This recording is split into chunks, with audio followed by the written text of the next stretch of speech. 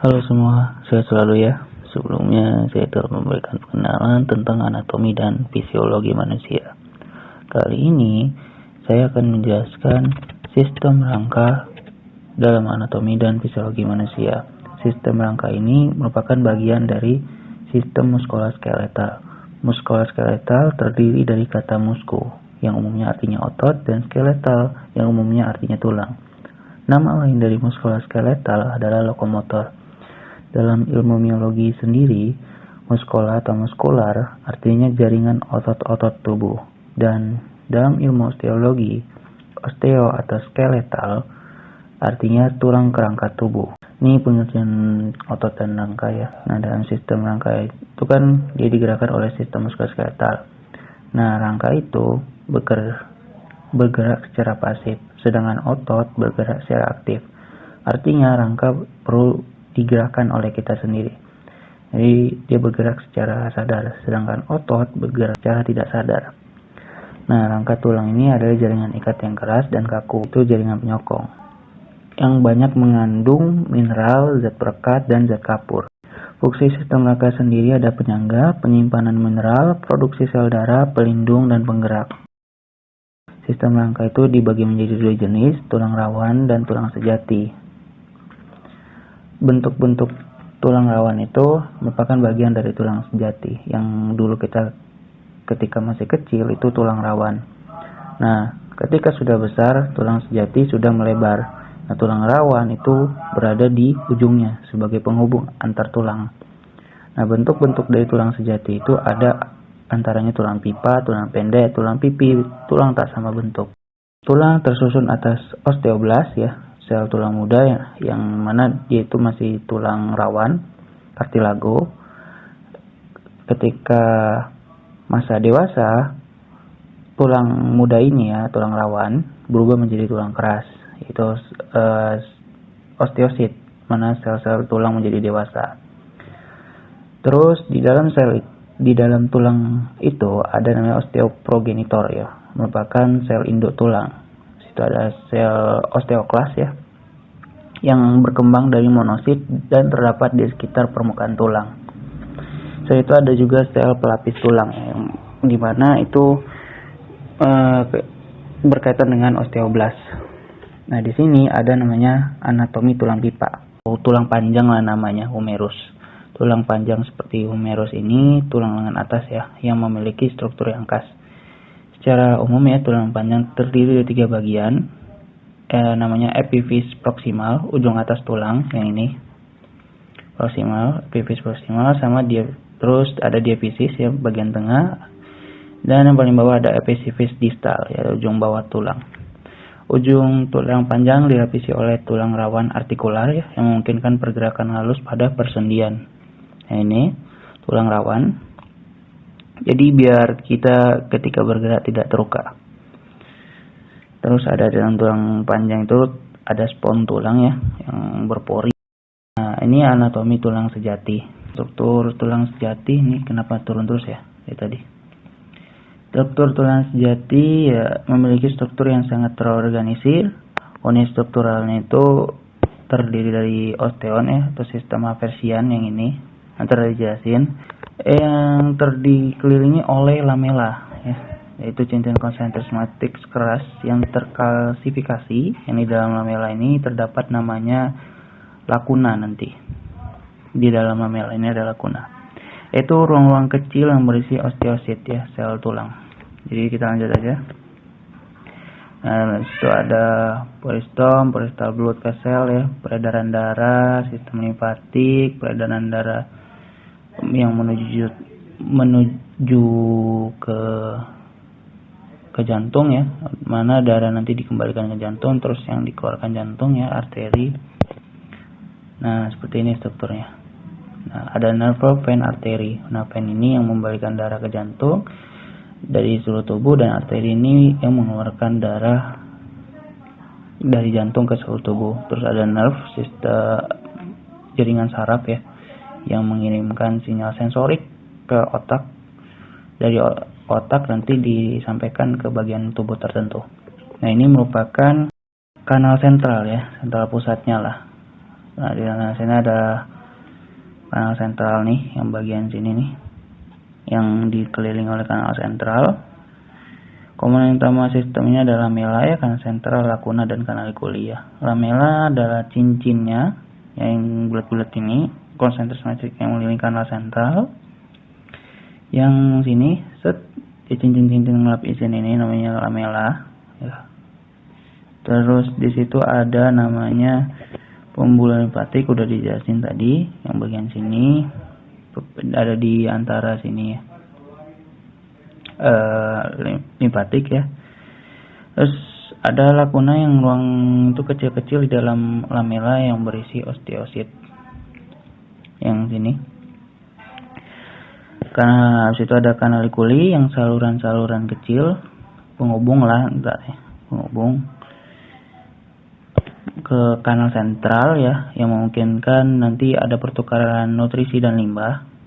Selain itu terdapat lamela ya, lamela interstisial yang merupakan sisa-sisa osteon yang lebih tua. Lanjut, bentuk tulang itu dibagi menjadi 4 kelompok ya, dibedakan menjadi 4 kelompok. Ada tulang pipa atau panjang seperti saya sebutkan sebelumnya. Terus ada tulang pendek, tulang pipi, dan tulang tidak beraturan ya. Nah, ini tulang tidak beraturan bentuknya aneh kan, tulang pipi yang bagian tengah tulang rusuk, terus tulang pipa bagian tangan, tulang pendek ya, jari. Jenis-jenis tulang itu ada tulang rawan yang kartilago tadi kan udah dijelasin. Nah, yang bedain antara tulang rawan dan tulang sejati itu, dia tulang rawan itu memiliki sifat yang lentur dan elastis. Nah, ini tersusun oleh sel-sel kondrosit yang mana menghasilkan matriks ekstraseluler ya, atau menjaga matriks ekstraseluler, atau singkatannya ECM. Sejenis jaringan ikat matriks ekstraseluler yang terdiri dari kolagen tipe 2, proteoglikan kalau nggak salah, terus ada asam hyaluronat ya, dan lainnya, yang nanti akan memberikan elastisitas dan kemampuan menahan tekanan. Nah, nama lain dari matriks ekstraseluler ini ada juga dikenal sebagai matriks interseluler atau singkatannya ICM. Dalam sel-sel kondrosit ini bertanggung jawab untuk memproduksi dan memelihara si ICM ini. Fungsinya itu penghubung antar tulang yang untuk bagian tubuh, udah dijelasin ya, supaya dia mengurangi gesekan agar nggak rusak tulangnya, karena tulang keras kan. Contoh-contohnya itu ada sendi, hidung, telinga. Terus tulang sejati ini memiliki sifat yang keras ya, yang tersusun oleh sel-sel osteoblast yang nanti dia menjaga matriks ekstraseluler atau menghasilkan matriks ekstraseluler. Itu terdiri dari kolagen, enzim, glikoprotein, dan hidroksiapatid ya, yang memberikan kekuatan dan dukungan. Terus sel tulang ada 5 jenis, ada osteogenik, osteoblast, osteosit, osteoklas, sudah jelasin sebelumnya. Terus sel pelapis tulang udah jelasin. Nah, situ ada osifikasi sama dengan osteogenesis ya. Osifikasi ini adalah prosesnya ya, yang mana membentuk tulang keras dari tulang lawan atau kartilago, di mana ketika kita masih bayi, pada bayi itu tulang rawa masih banyak. Nah, ketika dewasa barulah nanti jadi tulang keras, tulang sejati. Jenis dalam osifikasi ini ada osifikasi intramembran dan osifikasi endokondral ya. Melalui proses osifikasi intermembran, terus nanti osifikasi endokondral ataupun kombinasi keduanya lah. Osifikasi intramembran ini berasal dari mesenchyme yang merupakan cikal bakal dari tulang. Terus mesenchyme ini merupakan bagian dari lapisan mesoderm yang kemudian berkembang menjadi jaringan ikat dan darah. Lalu berasal tulang tengkorak ya, berasal dari sel-sel mesenchyme melalui proses osifikasi intermembran juga termasuk. Itu ada tulang keras yang merupakan jaringan hidup yang tersusun atas komponen organik dan komponen mineral. Komponen organik ini terdiri dari protein berupa kolagen ya, matriks ekstraseluler, dan fibroblast dengan sel-sel hidup yang menghasilkan kolagen dan matriks seperti yang dijelasin sebelumnya. Terus komponen mineral tersusun atas kalsium karbonat yang memberikan kekuatan dan kekakuan pada tulang. Ini juga termasuk, bisa kalian tambahin di catatan. Selama kehidupan individu, osteoblast terus mensekresikan mineral ya. Dan si osteoklas ini mengabsorb mineral.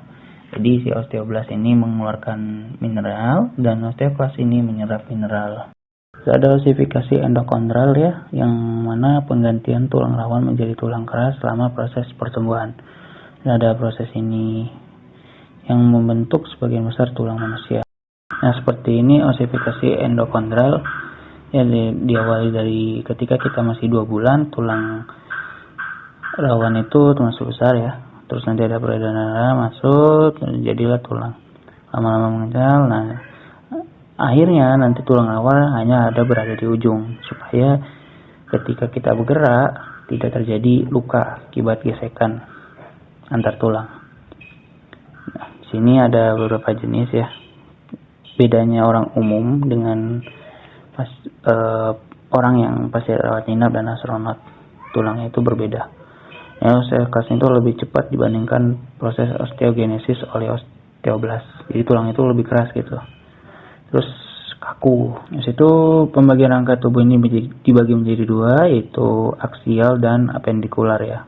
Aksial ini terdiri 80 tulang dan apendikular ini terdiri 126 tulang.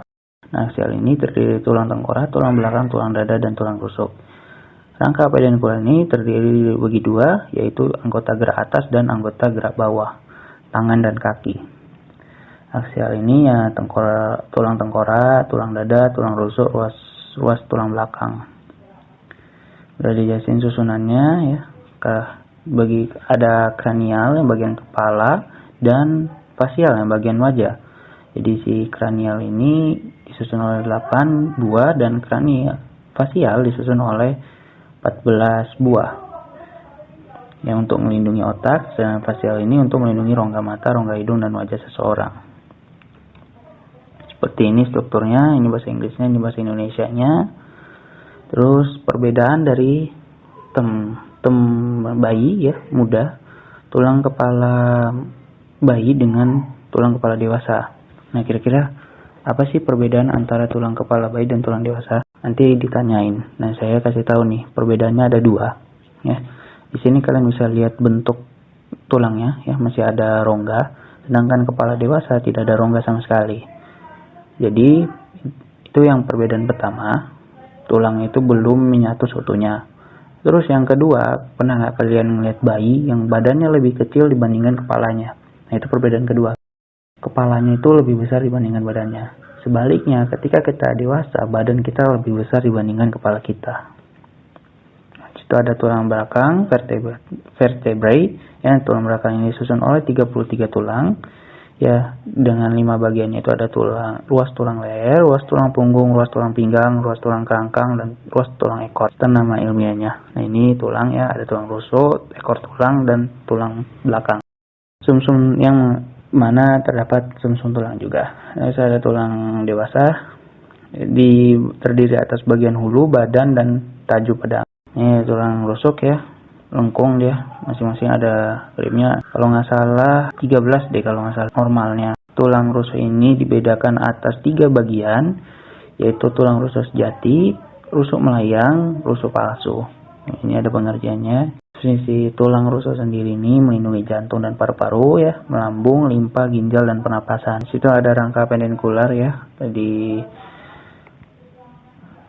ada rangka apendikular ya, pinggul, bahu, telapak tangan, tulang lengan. Ini kaki sama lengan. Dia gerak atas dan gerak bawah. Bagian atas ya, terdiri dari skapula, klavikula, humerus, dan lain sebagainya. Ya, seperti ini telapak tangan nih. Terus ada tulang kaki, ekstremitas bawah ya. Fungsinya itu artikular dengan tulang femur ya. Ini rangka manusia seutuhnya ya. Terus ini nggak perlu, lanjut aja. Nah, ini bagian-bagian persendian ada ligamen, postesium, membran sinovial, kartilago atau tulang rawan. Ini ligamen nih, antar tulang nih. Tulang bentuk persendian. Nah, di sini biasanya terjadinya sel-sel inflamasi atau sel-sel peradangan. Jadi hati-hati. Terus ada 3 jenis sendi yang berdasarkan strukturnya, fibrosa, kartilago, dan sinovial. Kenapa tadi tulang rawan itu? Nah, ini kartilago termasuk. Kenapa nggak ada ligamen, postesium, termasuk bagian dari ketiga jenis ini. Jadi dia dibagi menjadi 3 jenis. Nah, ini kan bagian-bagiannya. Ini 3 jenisnya. Ada sendi fibrosa, sendi kartilago, dan sendi sinovial. Ada ruang sendi dan ligamen ya, yang mempertahankan persendian. Selain ada ruangnya, ada juga namanya ligamen yang mempertahankan persendian. Sini ada 3 macam persendian, sendi mati, sendi kaku, dan sendi gerak. 3 macam persendian dalam gerak ya. Ini jenis-jenis itu kan umumnya ya. Ada sendi yang lain tuh jenis-jenis diatrosis ya. Sendi diatrosis ini sendi gerak.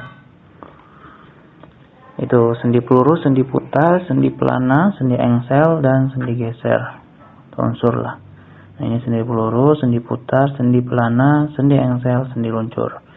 Persendian sinatrosis ya. Nah, ini sendi peluru yang bergerak segala arah, terus yang sendi luncur bergerak 2 arah, sendi engsel sama ini kalau nggak salah depan belakang deh, depan belakang kiri. Dia bisa kiri kanan, jari, pikir jari aja. Terus engsel ini bisa harusnya kiri kanan. Tapi kalau berdasarkan jurnalnya ya 2 arah sih. Ada sendi pelana ya, yang bergerak 2 arah, naik kuda di atas pelana, terus diputar ya bisa berputar dan cuman berputar aja. Terus di sini ada gangguan pada rangka ya. Nanti dijelasin sama kalian, ada kifosis, lordosis, skoliosis, fraktur rektisis ya, tulang normal. Ada perbedaan-perbedaannya apa nanti dijelaskan. Nanti ketika dosen telah selesai menyampaikan materi, dosen akan bertanya kepada kalian, apakah kalian akan dapat menjelaskan poin-poin apa yang diminta gitu. Kalian persiapkan aja dulu dari sekarang. Tadi saya gak kasih gambarannya. Kalau kalian bisa ubah dengan bahasa kalian sendiri supaya lebih mudah dipahami, dosen juga menghargai hal itu. Sekian, terima kasih. Saya pamit undur diri. Bye-bye.